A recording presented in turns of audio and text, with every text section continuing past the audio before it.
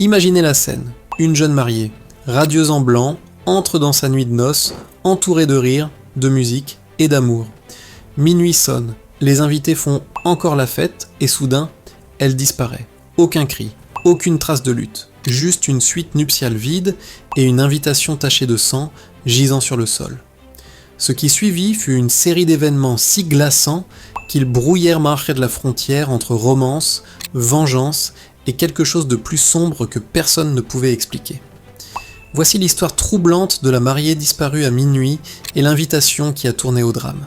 Tout a commencé dans la petite ville côtière d'Ashmore Bay, un endroit paisible et idyllique où tout le monde se connaissait, une ville où les rumeurs se propageaient plus vite que la brise marine et où les secrets ne restaient pas longtemps enfouis. Les habitants de la ville attendaient avec impatience le mariage de Clara Vance et Elliot Monroe, deux noms qui depuis des années étaient murmurés ensemble comme s'ils étaient faits l'un pour l'autre. Clara était aimée pour sa gentillesse et son charme. Elliot était l'héritier d'un riche domaine situé aux portes de la ville. Ensemble, ils formaient le couple parfait. Du moins, c'est l'impression qu'ils donnaient. Le mariage devait avoir lieu à Manoir, Monroe Inn, vaste demeure du 19e siècle, surplombant les falaises. La liste des invités était triée sur le volet. La famille, les amis proches et quelques curieux du coin. Chaque détail avait été pensé à la perfection. L'orchestre avait été spécialement affrété par la ville. Le chef était de renommée internationale. Les compositions florales étaient si somptueuses que toute la salle de bal embaumait la rose. Mais sous cette façade de glamour se cachait une tension palpable, subtile, silencieuse, et pourtant suffisamment vive pour être ressentie par quiconque y prêtait attention. Le mariage parfait, ou du moins, c'est ce qu'il semblait. La cérémonie a débuté juste avant le coucher du soleil. Clara a remonté l'allée, d'une beauté éthérée, son long voile scintillant sous la lumière dorée. Elliot ne pouvait détacher son regard d'elle. Leurs vœux ont ému aux larmes, même les invités les plus stoïques. C'était, à tous égards, un mariage de rêve. Mais à mesure que la nuit avançait, et que le champagne coulait à flots, certains invités remarquèrent en quelque chose. Clara semblait distraite. Ses sourires n'atteignaient pas toujours ses yeux. Elle s'excusa à plusieurs reprises pour consulter son téléphone, et à son retour, elle paraissait tendue. Vers 23h45, elle a été vue sortir de la salle de bal. Les caméras du couloir, visionnées ultérieurement par la police, l'ont filmée se dirigeant vers sa suite nuptiale. Elle était seule.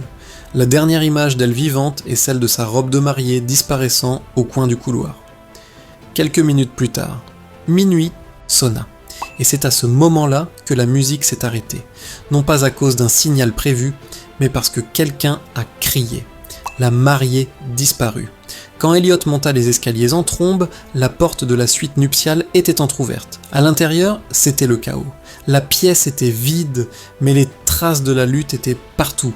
Le miroir était brisé, un des talons de Clara était cassé, les rideaux étaient déchirés, mais il y avait... Non, Clara, sur le lit, une seule chose se démarquait, son faire-part de mariage. Sauf que celui-ci était différent. Écrit dessus, avec ce qui semblait être du sang, on pouvait lire ces mots « Pour chaque promesse non tenue, une autre âme doit payer ». Les invités étaient sous le choc. La police a été immédiatement appelée, le manoir a été bouclé, tandis que les agents commençaient à fouiller la propriété, le terrain et même les falaises avoisinantes. Mais il n'y avait rien.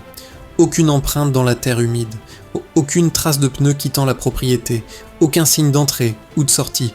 C'était comme si Clara s'était tout simplement volatilisée. L'enquête se déroule.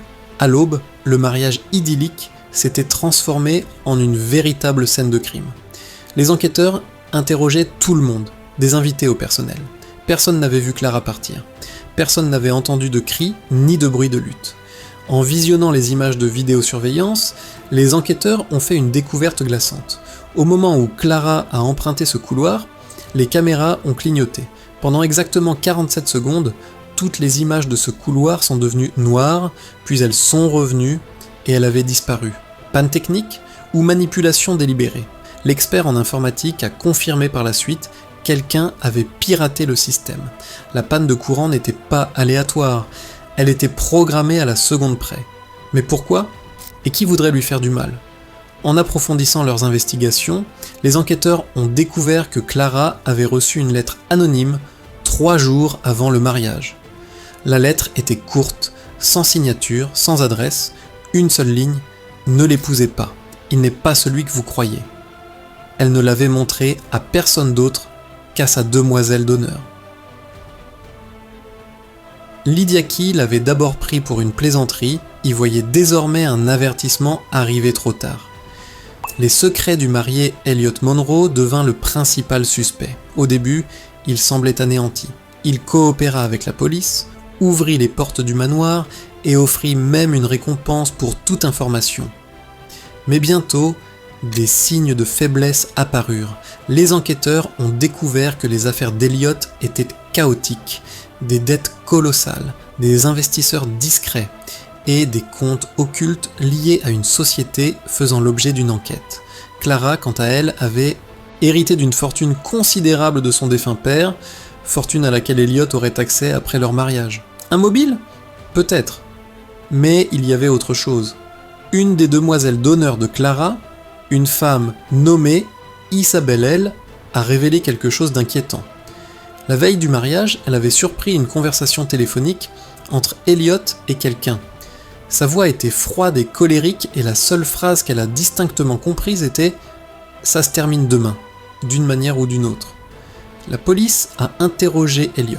Il a tout nié, affirmant n'avoir aucune idée de la signification du message sur l'invitation et jurant qu'il aimait Clara.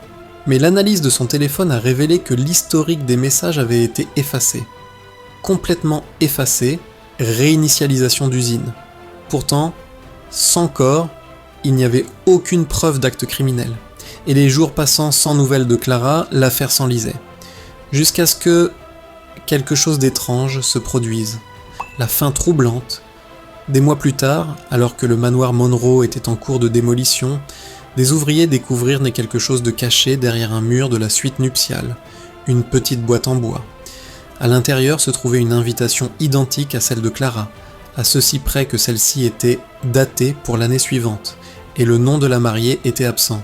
L'écriture correspondait à celle d'Elliot, mais en dessous, faiblement gravés dans ce qui ressemblait à du sang séché, se trouvaient les mots « Jusqu'à ce que la mort nous invite à nouveau ».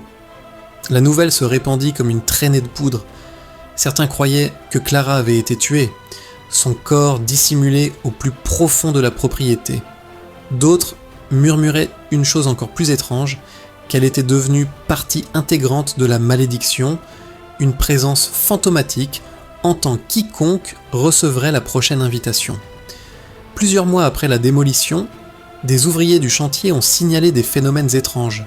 Le rire d'une femme résonnant sur le terrain vague, une ombre vêtue d'une robe de mariée déchirée errant près de la falaise à minuit, et des invitations apparaissant mystérieusement sur les pare-brises des voitures du village voisin. Personne n'a jamais construit sur ce terrain depuis, et aujourd'hui encore, on dit que si vous recevez une invitation à un mariage à Ashmore Bay, écrite à l'encre argentée et scellée d'un sceau de cire cramoisi, vous devez la brûler immédiatement, parce que l'invitation n'est pas une fête, c'est un avertissement.